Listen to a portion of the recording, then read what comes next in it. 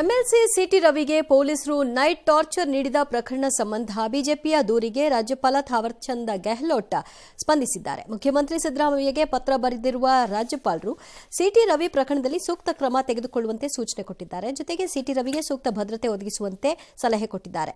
December 31ರಂದೇ ಸಿಎಂಗೆ governor ಬರೆದಿದ್ದ ಪತ್ರ ಈಗ ಹೊರಗೆ ಬಂದಿದೆ. ಆದರೆ ಈ ಬಗ್ಗೆ ನನಗೆ ಗೊತ್ತಿರದ ವಿಚಾರ ಮಾತನಾಡಲ್ಲ ಅಂತ ಸಚಿವೆ ಲಕ್ಷ್ಮೀ ಹೆಬ್ಬಾಳ್ಕರ್ ಹೇಳಿದ್ದಾರೆ. ನಾನು ಅವರಂತೆ ಬೇಜವಾಬ್ದಾರಿ ಹೇಳಿಕೆ ಕೊಡಲ್ಲ ಎನ್ನುವ ಮೂಲಕ ಸಿಟಿ ರವಿಗೆ ಟಕ್ಕರ್ ಕೊಟ್ಟಿದ್ದಾರೆ. ಬಗ್ಗೆ ಗೊತ್ತಿಲ್ಲ, ಅದು ಮುಖ್ಯಮಂತ್ರಿಗಳಿಗೆ ಬರೆದಿದ್ರೆ ಅದು ರಾಜ್ಯಪಾಲರಿಗೆ ಬಿಟ್ಟಿರೋದು, ಮುಖ್ಯಮಂತ್ರಿಗಳಿಗೆ ಬಿಟ್ಟಿರೋದು. ಈಗ ನಾನೇನಾದರೂ ಅವ್ರ ಥರ ಬೇಜವಾಬ್ದಾರಿಯಾಗಿ ಸಿಟಿ ರವಿ ಅವ್ರು ಹೇಳ್ತಾರಲ್ಲ, ಎಲ್ಲ ಸರ್ಕಾರ ಅವ್ರದ್ದಿದೆ ಒತ್ತಡದಿಂದ ಅಂತ, ನಾನು ಹಾಗೆ ರಾಜ್ಯಪಾಲರ ಮೇಲೆ ಗೂಬೆ ಕೂರ್ಸೋಕ್ಕಾಗಲ್ಲ. ನಾನು ಎಲ್ಲಿ ಮಾಡಬೇಕು ಅಲ್ಲಿಗೆ ಆಲ್ರೆಡಿ ಮಾಡಾಗಿದೆ. ಓಕೆ, ಬೆಂಗಳೂರಿನ ಹೆಬ್ಬಾಳದಿಂದ ಸಿಲ್ಕ್ ಬೋರ್ಡ್ ವರೆಗೆ ಸುರಂಗ ರಸ್ತೆ ನಿರ್ಮಾಣ ವಿಚಾರದಲ್ಲಿ ಬಿಬಿಎಂಪಿ ಮಹಾ ಎಡವಟ್ಟನ್ನು ಮಾಡಿಕೊಂಡಿದೆ. 9,500 ಕೋಟಿ ವೆಚ್ಚದ ಯೋಜನೆಗೆ ಸಿದ್ಧಪಡಿಸಲಾದ ಡಿಪಿಆರ್ನಲ್ಲಿ ಹಲವು ಲೋಪಗಳಿದ್ದು ಅವು ರಾಷ್ಟ್ರಮಟ್ಟದಲ್ಲಿ ಸದ್ದು ಮಾಡಿವೆ. ಯಾಕೆ? ತರಾತುರಿಯಲ್ಲಿ ಯೋಜನೆಯ ವಿಸ್ತೃತ ವರದಿಯನ್ನು ಸಿದ್ಧಪಡಿಸುವ ಭರದಲ್ಲಿ ದೆಹಲಿ ಮೂಲದ ರೋಡಿಕ್ ಕನ್ಸಲ್ಟೆಂಟ್ ಸಂಸ್ಥೆ ಎಡವಟ್ಟು ಮೇಲೆ ಎಡವಟ್ಟು ಮಾಡಿಕೊಂಡಿದೆ. ದೆಹಲಿ ಮೂಲದ ಸಂಸ್ಥೆಯ ಸಿಬ್ಬಂದಿ ಮಾಡಿದ ಕಾಪಿ ಪೇಸ್ಟ್ ಕೆಲಸದಿಂದ ಈ ಯೋಜನೆಯಲ್ಲಿ ನಾಸಿಕ್ ಅಂತೆ ಮಲೆಗಾಂವ್ ಹೆಸರು ಈಗ ನುಸುಳಿ ಬರ್ತಾ ಇವೆ. ಮಹಾರಾಷ್ಟ್ರದ್ದು ಮಾಲೂರ್ ರೋಡ್, ಗುಟ್ಟಹಳ್ಳಿ ಮುಖ್ಯ ರಸ್ತೆ, ಎನ್ಆರ್ ರಸ್ತೆ ಅಂತ ನಮೂದಿಸುವ ಬದಲು ನಾಸಿಕ್ ಮಲೆಗಾಂವ್ ಅಂತ ಡಿಪಿಆರ್ನಲ್ಲಿ ಉಲ್ಲೇಖ ಮಾಡಿಬಿಟ್ಟಿದ್ದಾರೆ. ಕಳೆದ ನವೆಂಬರ್ನಲ್ಲಿ ಸರ್ಕಾರಕ್ಕೆ ಸಲ್ಲಿಸಿದ ವರದಿ ಇದೀಗ ಬಹಿರಂಗಗೊಂಡಿದೆ. ಬಿಬಿಎಂಪಿ ಈಗ ನಗೆ ಪಾಟ್ಲಿಗೆ ಈಡಾಗಿದೆ. ಈಗೇನು ಈಡಾಗೋದು? ಯಾವಾಗಿದ್ರೂ ನಗೆ ಪಾಟ್ಲಿಗೆ ಈಡಾಗೋದು. ಈ ಬಗ್ಗೆ ಬಿಬಿಎಂಪಿ ಮುಖ್ಯ ಆಯುಕ್ತ ತುಷಾರ್ ಗಿರಿನಾಥ್ ಸ್ಪಷ್ಟನೆ ನೀಡಿದ್ದಾರೆ. ದೆಹಲಿ ಮೂಲದ ರೋಡಿಕ್ ಕನ್ಸಲ್ಟೆಂಟ್ ಸಂಸ್ಥೆ ಈ ಹಿಂದೆ ನಾಸಿಕ್ ಸುರಂಗ ರಸ್ತೆಗೆ ಡಿಪಿಆರ್ ಸಿದ್ಧಪಡಿಸಿತ್ತು. ಬೆಂಗಳೂರು ಯೋಜನೆ ಡಿಪಿಆರ್ ಸಿದ್ಧಪಡಿಸುವ ವೇಳೆ ಅಲ್ಲಿನ ಯೋಜನೆಯ ವಿವರವನ್ನು ತಪ್ಪಾಗಿ ಸೇರಿಸಿದ್ದಾರೆ. ಇದರಿಂದ ಗೊಂದಲ ಆಗಿದೆ. ಸದ್ಯ ಅದನ್ನು ಸರಿಪಡಿಸುವ ಕೆಲಸ ಮಾಡಿದ್ದೇವೆ. ಆ ಸಂಸ್ಥೆ ಕೂಡ ನಮ್ಮ ಬಳಿ ಕ್ಷಮೆ ಕೇಳಿದೆ ಅಂತ ತುಷಾರ್ ಗಿರಿನಾಥ್ ಮಾಹಿತಿ ನೀಡಿದ್ದಾರೆ. ಕೆಲಸಕ್ಕಾಗಿ ಡಿಪಿಆರ್ ರೋಡಿಕ್ ಸಂಸ್ಥೆಯವರಿಗೆ ಕೊಟ್ಟಿದ್ದು ಎಕ್ಸಿಕ್ಯೂಟಿವ್ ಸಮರಿ ಟೇಬಲ್ 15 ನಲ್ಲಿ ತಪ್ಪಾಗಿ ಬಿದ್ದಿದೆ. ಏನು ಮಿಸ್ಟೇಕ್ ಆಗಿದೆ ಅದು ರೋಡಿಕ್ ಸಂಸ್ಥೆಯವರು ತಮ್ಮ ಅಪಾಲಜಿ ಕ್ಷಮೆ ಯಾಚನೆ ಕೇಳಿದ್ದಾರೆ. ಅದಕ್ಕೆ ಎಷ್ಟು ಮಟ್ಟಕ್ಕೆ ಕ್ಷಮೆ ಮಾಡಬೇಕು, ಎಷ್ಟು ಮಟ್ಟಕ್ಕೆ ಅವರ ಮೇಲೆ ಇದನ್ನು ಪೆನಾಲ್ಟಿ ಹಾಕಬೇಕು, ಅದು ನಾವು ತೀರ್ಮಾನ ತೆಗೆದುಕೊಂಡು. ಇನ್ನು ಬಿಬಿಎಂಪಿ ಬೋರ್ವೆಲ್ ಹಗರಣ ಸಂಬಂಧ ಸತತ 2ನೇ ದಿನವೂ ಇಡಿ ರೇಡ್ ಮುಂದುವರೆದಿದೆ. ಚೀಫ್ ಇಂಜಿನಿಯರ್ ಪ್ರಹ್ಲಾದ್ ಕಚೇರಿಯನ್ನು ಸಂಪೂರ್ಣವಾಗಿ ವಶಕ್ಕೆ ಪಡೆದಿರುವ ಇಡಿ ಅಧಿಕಾರಿಗಳು 2014ರಿಂದ 24ರವರೆಗೆ ಬಿಬಿಎಂಪಿ ನಡೆಸಿದ ಕಾಮಗಾರಿಗಳ ಪ್ರತಿಯೊಂದು ಕಡತವನ್ನು ಪರಿಶೀಲಿಸುತ್ತಿದ್ದಾರೆ.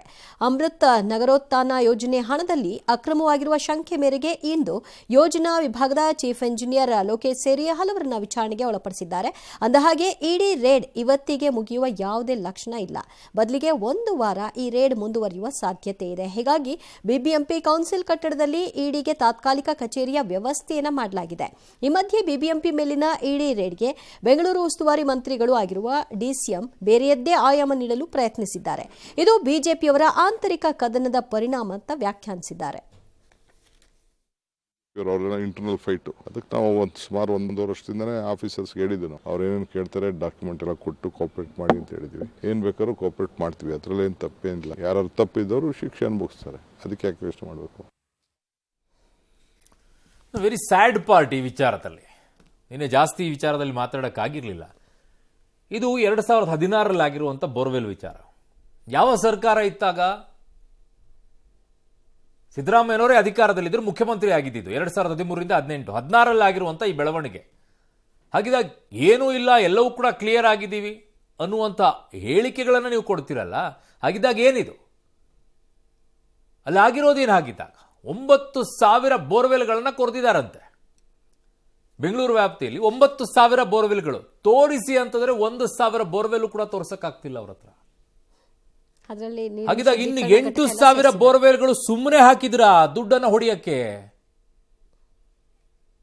ಹಂಗೆ ಹಾಕಿದ್ದ. 10% ನಿಮ್ಮ ಹತ್ರ ತೋರ್ಸಕ್ಕಾಗ್ತಿಲ್ಲ.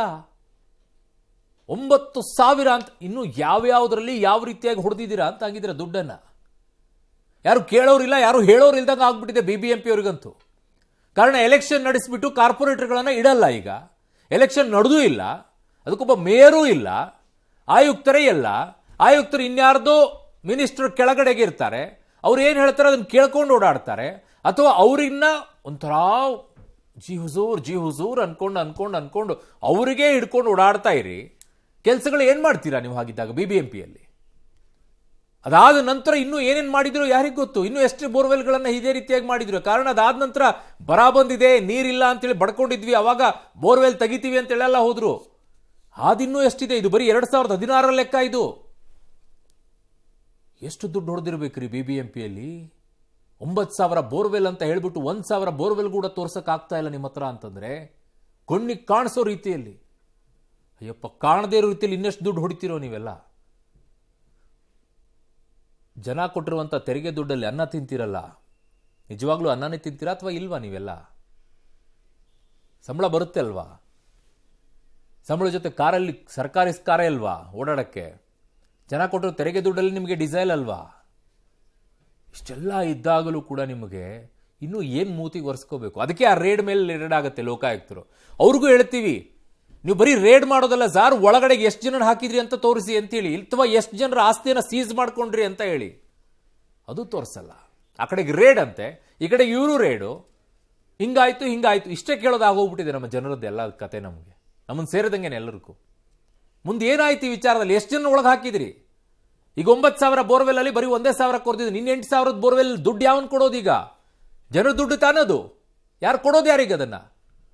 ಅವ್ರಿಗೆ ಯಾರು ಆಫೀಸರ್ಸ್ ಇರ್ತಾರೆ ಅವರಿಂದ ವಸೂಲಿ ಮಾಡಿ, ಯಾರು ಸ್ಯಾಂಕ್ಷನ್ ಲೆಟರ್ ಅನ್ನ ಸೈನ್ ಮಾಡಿದಾರೆ ಅವರಿಂದ ವಸೂಲಿ ಮಾಡ್ಕೊಳ್ಳಿ, ಯಾರು ಕಾಂಟ್ರಾಕ್ಟ್ ಕೊಟ್ಟಿದ್ರೆ ಅವರಿಂದ ವಸೂಲಿ ಮಾಡಬೇಕು. ಮಾನ್ಯ ಮುಖ್ಯಮಂತ್ರಿ ಸಿದ್ದರಾಮಯ್ಯವರು ನಿಮ್ಮ ಕಾಲದ ಅವಧಿಯಲ್ಲಿ ಆಗಿದ್ದು 2016ರಲ್ಲಿ. ನೀವೇ ಇದಕ್ಕೆ ಹೇಳಬೇಕು, ಈಗ ಏನ್ ಮಾಡಬೇಕು, ಈ ದುಡ್ಡು ಎಲ್ಲಿಂದ ತರ್ತೀರಾ ಅಂತ ಹೇಳಿ. ಇನ್ನು ಭ್ರಷ್ಟಾಚಾರ ಆರೋಪ ಹೊತ್ತ ಅಧಿಕಾರಿಗಳಿಗೆ ಲೋಕಾಯುಕ್ತ ಶಾಕ್ ನೀಡಿದೆ. ಬೆಂಗಳೂರು, ಚಿಕ್ಕಮಗಳೂರು, ಬೀದರ್, ಬೆಳಗಾವಿ, ತುಮಕೂರು, ಗದಗ, ಬಳ್ಳಾರಿ, ರಾಯಚೂರಿನಲ್ಲಿ 7 ಅಧಿಕಾರಿಗಳಿಗೆ ಸಂಬಂಧಿಸಿದ ಮನೆ, ಕಚೇರಿಗಳ ಮೇಲೆ ರೇಡ್ ಮಾಡಿದೆ. ಸಾರಿಗೆ ಇಲಾಖೆ ಜಂಟಿ ನಿರ್ದೇಶಕಿ ಶೋಭಾ ಅವರ ಬೆಂಗಳೂರಿನ ಚಂದ್ರಾಲೇಔಟ್ ನಿವಾಸದಲ್ಲಿ ಹೈಡ್ರಾಮಾನೇ ನಡೆದು ಹೋಗ್ಬಿಟ್ಟಿದೆ ಅಂತೆ. ಲೋಕಾಯುಕ್ತ ದಾಳಿಯಿಂದಾಗಿ ಕಕ್ಕಾಬಿಕ್ಕಿಯಾಗಿ ಅವರು ಕಣ್ಣೀರಿಟ್ಟಿದ್ದಾರಂತೆ. ಕಡೂರಿನ ಕುಟುಂಬ ಕಲ್ಯಾಣ ಅಧಿಕಾರಿ ಡಾಕ್ಟರ್ SN ಉಮೇಶ್, ಬೀದರ್ನ ಸಣ್ಣ ನೀರಾವರಿ ಇಲಾಖೆ ಇನ್ಸ್ಪೆಕ್ಟರ್ ರವೀಂದ್ರ, ಖಾನಾಪುರ ತಹಶೀಲ್ದಾರ್ ಪ್ರಕಾಶ್, ಗದಗ ಬೆಟಗೇರಿ ನಗರಸಭೆಯ AE ಹುಚ್ಚೇಶ್ ಅವರು, ಬಳ್ಳಾರಿ BCM ತಾಲೂಕು ಅಧಿಕಾರಿ RH ಲೋಕೇಶ್, ರಾಯಚೂರು ಜೆಸ್ಕಾಂ JE ಹುಲಿರಾಜ್ ಅವರ ನಿವಾಸ, ಕಚೇರಿಗಳು, ಅಲ್ಲೆಲ್ಲ ಲೋಕಾಯುಕ್ತ ಅಧಿಕಾರಿಗಳು ಪರಿಶೀಲನೆ ಮಾಡಿದ್ದಾರೆ. ಅಪಾರ ಪ್ರಮಾಣದ ನಗದು ಮತ್ತು ದಾಖಲೆಗಳನ್ನು ಜಪ್ತಿ ಮಾಡ್ಕೊಂಡಿದ್ದಾರಂತೆ.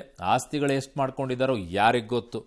ಒಂದು ಕೇಸ್ ಆದರೂ ತೋರಿಸಿ ಮಾನ್ಯ ಲೋಕಾಯುಕ್ತರು, ಇಂಥವರನ್ನ ಇಷ್ಟು ಜನರನ್ನ ನಾವು ಒಳಗೆ ಹಾಕಿದ್ದೀವಿ, ಇಷ್ಟು ಜನರ ಆಸ್ತಿಯನ್ನು ನಾವು ವಾಪಸ್ ತಗೊಂಡಿದ್ದೀವಿ, ಅದನ್ನು ವಾಪಸ್ ಸರ್ಕಾರದ ಬೊಕ್ಕಸಕ್ಕೆ ಕಳಿಸಿದೀವಿ ಅಂತೇಳಿ ಒಂದಾದರೂ ತೋರಿಸಿ. ನೀವು ಬರೀ ದಾಳಿ ಮಾಡೋದನ್ನು ಮಾತ್ರ ಕೇಳಿದ್ದೇ ಆಯ್ತು ನಮಗೆ. ಬೆಳಗ್ಗೆ ಶಾಕ್ ಈ ಹೇಳಿಕೆ ಇದೇ ನಮ್ಮಲ್ಲಿ ಸ್ಟೇಟ್ಮೆಂಟ್ ಬರುತ್ತೆ. ಬೆಳಗ್ಗೆ ಶಾಕ್ ಅಧಿಕಾರಿಗಳಿಗೆ ಅಂತೇಳಿ. ಕಳ್ಳರ ಬೇಟೆ, ಅವ್ರ ಮನೇಲಿ ಇಷ್ಟು ಚಿನ್ನ ಸಿಕ್ತು, ಅವ್ರ ಮನೇಲಿ ಅಷ್ಟು ದುಡ್ಡು ಸಿಕ್ತು, ಎಲ್ಲ ಆಯ್ತು. ಮುಂದೇನಾಯ್ತು? ಒಂದು ರಿಲೀಸ್ ಮಾಡಿ ಲೋಕಾಯುಕ್ತರು, ಏನೇನಾಯ್ತು ಇಲ್ಲಿಯವರೆಗೂ ಕೇಸ್ಗಳು ಎಷ್ಟೆಷ್ಟು ಏನೇನು ಮಾಡಿದ್ದೀರಾ ಅಂತ ಹೇಳಿ.